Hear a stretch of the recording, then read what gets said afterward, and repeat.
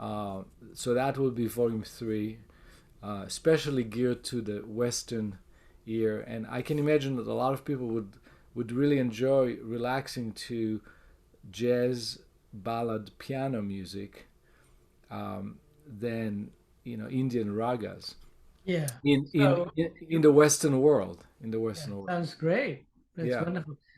While you're talking, I'm a little excited, so I'll just mention it. We haven't caught up in a while, but I want to talk to you guys about adding in the theta with to the gamma. So the way the brain works is the gamma frequencies ride on theta frequencies, and the theta gamma coupling is shown to be very significant in various disorders. Uh-huh. So I'm also wondering that you and I should talk next about maybe adding some theta binaural beats We could instead of do the, that. yeah, it's so easy to do and look at the effect of it. So I think that's an awesome thing to explore next, and you and I should talk about. This is really interesting, Sanjay. I'm glad you bring it up because we are in production on the Western 40 hertz Yeah. musical style volume 3, and we could add the theta Mhm. waves to that and see how that Yeah, goes. yeah, let's experiment with that. I want to hear Yeah, it and then we can see how sure, people are responding. Yeah. Can sure. you explain the left ear, right ear binaural beats and how music comes into the brain in multiple Yeah, dimensions? yeah. Do you want me to explain, or Dr. Sanjay? I can start and you Yeah. can continue. So basically the idea of binaural beats is that if you play two different frequencies in each ear, the brain will hear the difference of the two. And so, for example, if you play 200 hertz in one ear, 210 in the other ear, the brain will not only hear those, but will also hear the difference, which is 10 hertz. And that will also synchronize the brain towards 10 hertz. So, so that's the idea behind a binaural beat. That normally, the brain's looking for differences in the ear to try to locate sounds, etc.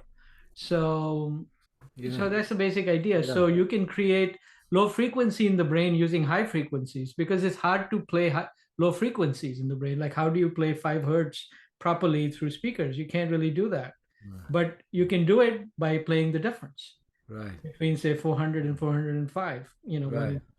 Right. And So so Sanjay, when the brain does that work, something new happens. Yes, yes. Richard, can yeah. you kind of talk about Yeah. that? Well, the brain creates the third frequency, essentially. The differences. Well, also you're getting there is some other things that I think Elizabeth Karnowski, what's her name? Elizabeth Karnoff? Gronowski, I think it Yeah, is. Karnowski. Yeah, she's done some work with that. We can look at her. There is a few other things that do happen. Yeah. Um, but that's the basic idea. So you can get a combination of low and high frequencies that all influence the brain. If I Yeah. if I had access to like a functional MRI, I'd like to watch the corpus callosum of the brain to see what happens. Or no, the bridge between the lobes. Yeah, that's right. To see if that energy gets heightened in that moment. I think that the binaural beats has incredible potential to help people who cannot even relax with music. You give them relaxing music, and it has some impact, but they still are so, they're buzzing so much that if we can slow down the brain to alpha, even just going from beta to alpha, if we can do that, we have music for relaxation and reducing stress that has binaural beats that creates an alpha wave inside the brain. The alpha wave is not in the headphones and it's not in the music. The alpha wave is being created in the brain and only in the brain of the listener and only if they listen in headphones. If they listen through stereo speakers or Bluetooth speaker, they're not going to get that wave of alpha in their brain. But only with headphones, there will be an alpha brain in their brain. And the concept is that we humans and animals have a tendency to synchronize to pulsation rates that are being fed to us. And it has been shown even with elephants that in Thailand there was a study where they played music with different beats to elephants, and the elephants would walk and move. They would step with the pulse, depending on how fast. You can see it in a jazz club. If when the band plays a slow swing, people tap with their feet. I mean, we all know about that. We like to dance. We like to dance on the beat, and so there's a tendency to synchronize. There've been a study also with with crickets. With crickets and with pendulum clocks. You put two pendulum clocks that are clicking in different rate. You put them in a room, and within certain time they synchronize. There's synchronization between crickets on a certain beat. So we all living things, even pendulum clocks that are mechanical, have this phenomena of wanting to synchronize pulsation. Yeah, that's right. The entrainment. Yeah. And that's why binaural beats is part of brain entrainment. You see, and so the idea is, if we can give the brain the frequency that we want the brain to go to, if we can feed it to the brain will likely go to that frequency. So we can get them to deep sleep, or we can get them to creative concentration mode, or we can get them to deep meditation mode, all with binaural beats. And with the 40 hertz, we put binaural beats entrainment within the 40 hertz music. So when you listen to it in headphones, your brain is creating another 40 hertz wave. But the next album, as Sanjay suggested, we're going to try a different brain entrainment. Yeah, we should discuss it. There's some combinations that I think we can play with, and do some theta and 40, or combine it just with music. And the higher notes are all that you already put in are great. For example, I'm finding in my research 120 hertz pulsing light into the brain, you get into this beautiful expanded state. Would you form new neural pathways through music? I mean, is that something with the neuroplasticity of the brain? And I just, having had two daughters with reactive attachment disorder, and finding different ways to work through there. One of the things we did was brain highways, which was trying to break apart the old neural pathways and create new ones. And we used movement, a lot of crawling, and the things that didn't happen when they were not forming those pathways. And then some of the biofeedback that has been very, very helpful too, because of the PTSD, and did a ganglion block as well. So I'm always fascinated, but the idea of the synchronicity that you've always just talking about that. And as opposed to just entering into a deep kind of meditation and calm, but the idea of maybe rewiring some of the pathways. Yeah, so part of the way rewiring will happen is if you enter a state repeatedly, when neurons fire together, they wire together over time. So if you enter a state repeatedly, then it does wire together. So you can do it even without the feedback. That can happen. Yeah. Are there multiple ranges are being played at some point? What happens? Like now we just talked about 3. Can we have a few more? Is there a mess out there? Well, there's always multiple frequencies we're operating on. So we focus on a few at a time. 40 hertz has some solid research behind it, and it reduces inflammation in the brain. It activates the garbage collection system of the brain to start, basically reducing plaque in the brain and to start improving the functioning of the brain. Currently being tested for Alzheimer's, actually. So that's the reason we started with the 40 hertz, but different frequencies have different effects. Can we create a healthier brain from the womb? So right. myelinated in the womb? Yeah, start early, not late.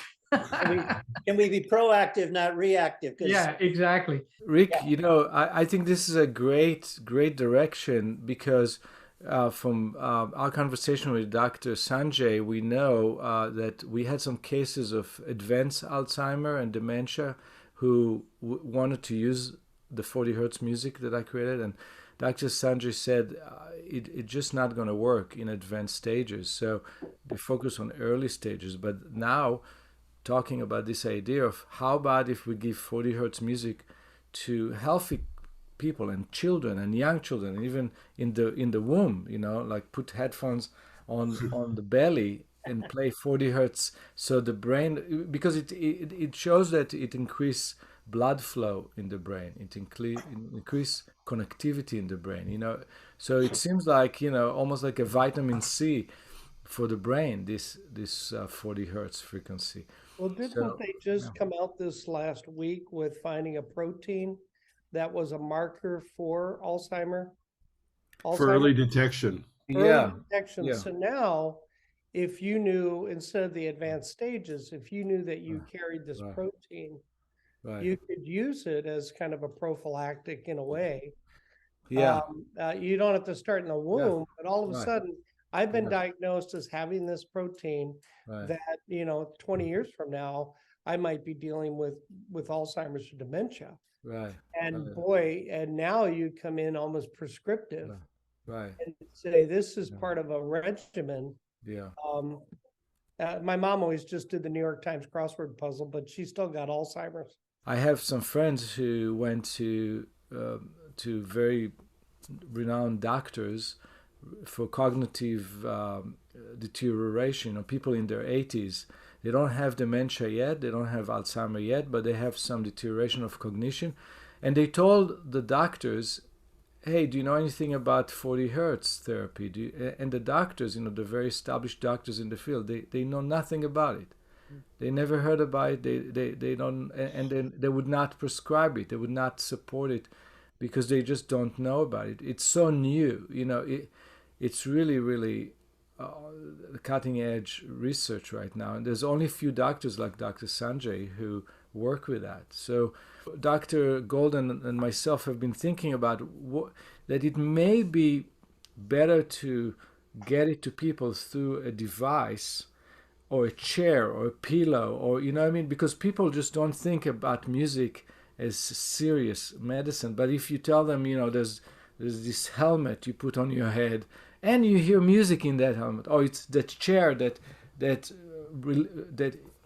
give you the sound vibration, and you sit in this chair and you hear the music, but that chair will, people will pay thousands of dollars for a chair to get better, but they're not going to pay $20 for an album that would make them feel better. Well, wouldn't you imagine? I mean, I knew of down in Pueblo, Colorado. I used to go to a massage therapist, but he was amazing. But they have all the different, from the cupping and everything. But what if one of your sessions, when you went in, was with the headphones, or when you were doing your massages, your deep tissue massages, your shiatsu, your Yeah, Swedish, and so forth, and every massage therapist, I mean, a credible one, was with a therapeutic bent, yeah, was incorporating this, and it's an extra therapy that could actually be charged yeah. as well. Yeah. I think there's great hope in that direction as well. Yeah. Are there devices like headsets or chairs or pillows that could be done, or the speakers around the womb for the womb with a view, getting the music in? And I think because the metaverse is just so new and everything, the devices that will give you a 3D world where maybe you could get the light and the sound and some beautiful scenery that would relax you anyway, nature, all of that. When the haptics are here, when you can, feel the butterfly lighting on your hand, or, see the palms and feel the breeze waving. I think all of that is coming soon. Yeah, well, there's a few things that are available that I can talk about or coming. So, Okay. so there is, there's been work done on sound tables to transmit frequencies through vibrating the tables, or using like a water mattress on the table so that the sound then travels through the water. So you can buy water sound tables. Jeffrey Thompson down in San Diego has been producing binaural beat music for decades. He's very popular. really has been a bestseller on used to be Barnes and Noble, now Amazon, obviously, and he produces a lot of tracks on frequency healing. So maybe you guys should connect up with him. He's an interesting guy. I met him a few times, and there is a sound healing music school in San Francisco. I met the guy who runs it, David Gibson. David Gibson. Yeah, so he has these speakers that play into the body. The thing is, with the speakers playing into the body, you lose the high frequencies, really, because it's a mechanical transducer. Muted. So I'm not that impressed with that. The sound table is better, but certainly gives you these low frequencies very beautifully. So that's the power of it. So I think, combination of listening and being vibrated is just a powerful way to consider, especially on a water sound table, Sure. and which I've experienced. My, And my last question has to do with brain cancer. If we know that the 40 hertz helps with inflammation, helps clear garbage, helps create increased blood flow, Mhm. Helps make music itself, making connections all around the brain, the body, and the environment. What would you think about not just surgery, radiation, chemo, which often cuts out healthy things, which often kills everything in order to kill something? What would you think would be the cutting edge of the future if we know this is healthy for part of real Yeah. treatment, and especially Yeah, with- sure. I'll just give a quick caveat before I say anything. I do a lot of work with frequencies. I'll tell you more about it. Healing work, medical healing work, but we never ever talk about cancer because we don't want to go to jail.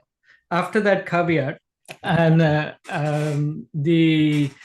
I'll say that there is actually a company that's using frequencies to treat glioblastoma, and is making $1 billion right now.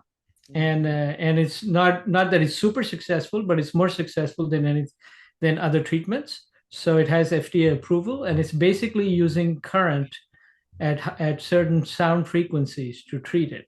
And there is a video by Anthony Holland on YouTube of him experimenting with high frequency waves. In this case, I think they're electromagnetic. And he found that using certain notes and the 11th harmonic would destroy cancer cells. And he shows a video of them being destroyed under the microscope. And so this sort of goes back to Rife and his being arrested for trying to cure cancer using electromagnetic frequencies and all of that. But there's a lot of power in that. I actually do use, as part of my practice with people, sort of my side practice when I work with people with chronic illness. I work with a couple of doctors in the Bay Area who work with chronic illness and peak performance. And we work with sound frequencies delivered through current and magnetic coils, and to reduce pain, reduce inflammation, improve healing. And there's a lot of clinical evidence on it, and not a lot of good research evidence on it. But because it works, I use it routinely. I mean, and I can talk about the system I use. It's called frequency specific microcurrent. And that'll be one for the next piece. Yeah. But right now we want to say thank you. We've got 4 minutes left. Is there anything else about the album that people should know? Well, they should get it in the high quality files. They should get it in the high quality files and not as a MP3 streaming. So they can get it on metamindfulnessmusic.com, meta with double T. And they should listen to it with headphones. They could listen to it without headphones, just to put it in the background. It would do some good. But to get the full impact of the binaural beats, part of it, then they should use headphones. yeah, I look forward to that. Wow. We're gonna send it to you tomorrow morning. All right, fantastic. And I wanted to say one more thing to answer your question about kids before I left. I had one idea that we could explore in the future. I actually have a set of frequencies we use for PTSD, and it has a very powerful effect. And now in the system. So I think for kids, it would be even better because they haven't built up this trauma and dissociation cycle for decades. So when you use the frequencies, you get kids respond much faster to these things. So I think we should consider looking into that PTSD programming, and that will require much more detailed discussion on how and why we use it, and that we can look at in the future. But I know that's a real interest of yours, so I'm happy to discuss that. There's